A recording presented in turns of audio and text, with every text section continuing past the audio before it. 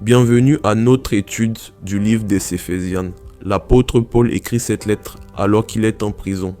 Il l'envoie pour qu'elle soit diffusée dans les églises de la région d'Éphèse par un ami de confiance et partenaire de ministère.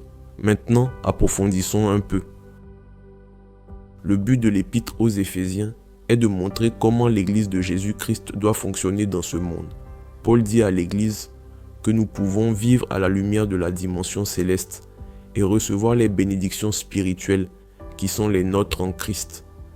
Dans les lieux célestes, Dieu a donné toutes les bénédictions spirituelles à l'Église afin que nous puissions grandir dans la plénitude de ce que Dieu nous a appelés à être. C'est ce que certains appellent sur la théologie du « déjà, pas encore ». Toutes les bénédictions spirituelles sont déjà accomplies en Christ qui siège maintenant à la droite du Père dans les lieux célestes. L'Église est censée vivre de cette vérité même si, pour l'instant, nous n'en faisons pas encore pleinement l'expérience parce que nous sommes encore des résidents terrestres. La lettre que Paul écrit aux Éphésiens est son chef-d'œuvre sur le thème de l'Église. Elle nous encourage à être, par la grâce de Dieu, l'Église fidèle de Jésus-Christ dans ce monde déchu.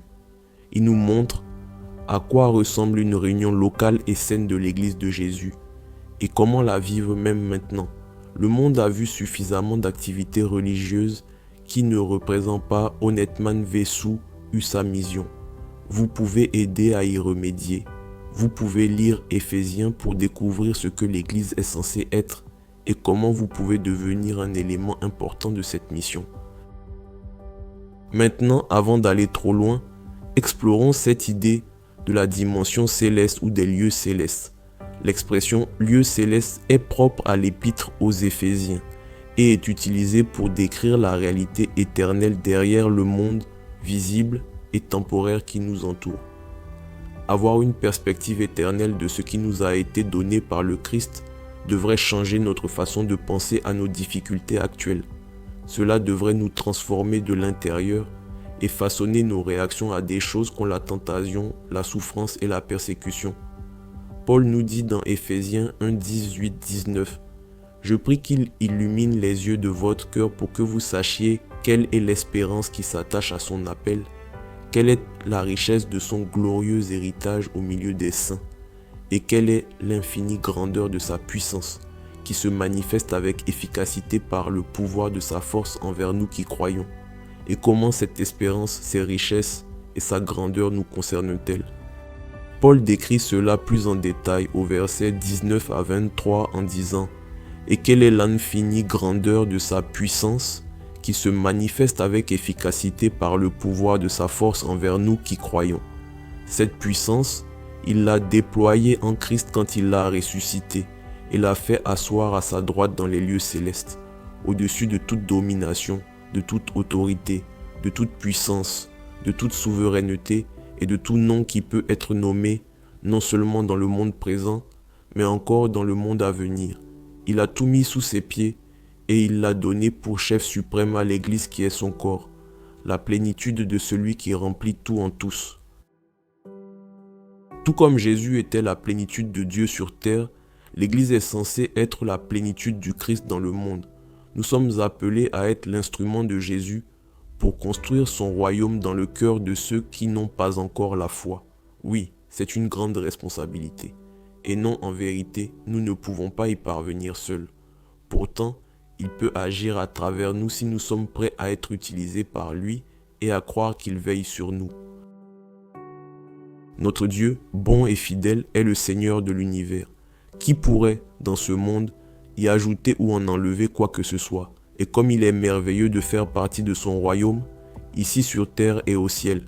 C'est pourquoi, dans Éphésiens 2, 4 à 7, Paul dit « Mais Dieu est riche en compassion. À cause du grand amour dont il nous a aimés, nous qui étions morts en raison de nos fautes, il nous a rendus à la vie avec Christ. C'est par grâce que vous êtes sauvés. Il nous a ressuscités et fait asseoir avec lui dans les lieux célestes, en Jésus-Christ. Il a fait cela afin de montrer dans les temps à venir l'infinie richesse de sa grâce par la bonté qu'il a manifestée envers nous en Jésus-Christ. Or, Paul nous dit dans Ephésiens 3:10, « Ainsi, les dominations et les autorités dans les lieux célestes connaissent-on maintenant par le moyen de l'Église la sagesse infiniment variée de Dieu. Avez-vous compris? Tout ce qui se trouve dans les lieux célestes n'est pas forcément bon. » Quand Paul parle des lieux célestes, il ne parle pas seulement de Dieu et de ses anges. La dimension céleste désigne le monde des esprits, le monde invisible et surnaturel.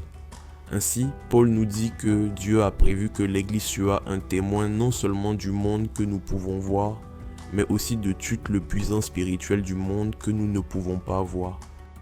Paul dit que le lieu céleste contient des puissances mauvaises et obscures, et qu'il a besoin du témoignage de l'Église. Il écrit au chapitre 6, verset 12, « En effet, ce n'est pas contre l'homme que nous avons à lutter, mais contre les puissances, contre les autorités, contre les souverains de ce monde de ténèbres, contre les esprits du mal dans les lieux célestes. » Notre combat est avant tout spirituel. Dieu désire que nous soyons les témoins de l'autorité et de la majesté du Christ dans le monde spirituel. Il appelle même les croyants à s'associer au Christ pour vaincre les puissances du mal et des ténèbres qui cherchent également à corrompre notre propre monde. Dans Ephésiens 1, 4-6, Paul réfléchit à la souveraineté de Dieu dans cette lutte spirituelle. Il dit « En lui, Dieu nous a choisis avant la création du monde pour que nous soyons saints et sans défaut devant lui. » Ce que Paul dit en réalité, c'est que Dieu avait en tête, avant même la création du monde, que son Église soit remplie de personnes qui mènent une vie sainte et qui seront des témoins de Dieu, de toutes les manières possibles, à tous les niveaux possibles. Nous avons une belle image du processus du salut dans Ephésiens 1, 7-14. Il est résumé dans le premier chapitre, versets 7-8, qui dit « En lui, par son sang, nous sommes rachetés, pardonnés de nos fautes, conformément à la richesse de sa grâce. Dieu nous l'a accordé avec abondance, en toute sagesse et intelligence. » Paul poursuit en décrivant comment nos esprits et nos cœurs transformés sont capables de connaître la vérité et la valeur du Christ. Paul célèbre dans 1, 8-11 en disant « Dieu nous l'a accordé avec abondance en toute sagesse et intelligence. Il nous a fait connaître le mystère de sa volonté, conformément au projet bienveillant qu'il avait formé en Christ pour le mettre à exécution lorsque le moment serait vraiment venu, à savoir de tout réunir sous l'autorité du Messie, aussi bien ce qui est dans le ciel que ce qui est sur la terre. » Après avoir décrit notre héritage éternel en Jésus, Paul explique que cet héritage est une promesse sur laquelle nous pouvons compter. Dans les versets 13-14, il dit « En lui vous aussi, après avoir entendu la parole de la vérité, l'évangile qui vous sauve, en lui vous avez cru et vous avez été marqués de l'empreinte du Saint-Esprit qui avait été promis.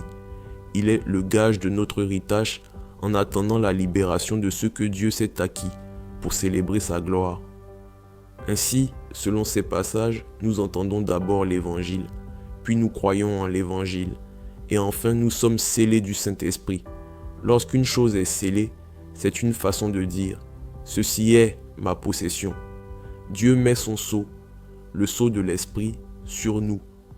Ce sceau nous donne l'assurance qu'un jour, nous passerons l'éternité avec notre Saint Créateur. Maintenant, alors que Paul parle à l'église d'Éphèse de toutes ces grandes vérités, il prend également le temps de prier pour eux. Il y a deux prières très uniques et belles dans cette lettre, l'une dans le premier chapitre et l'autre dans le troisième.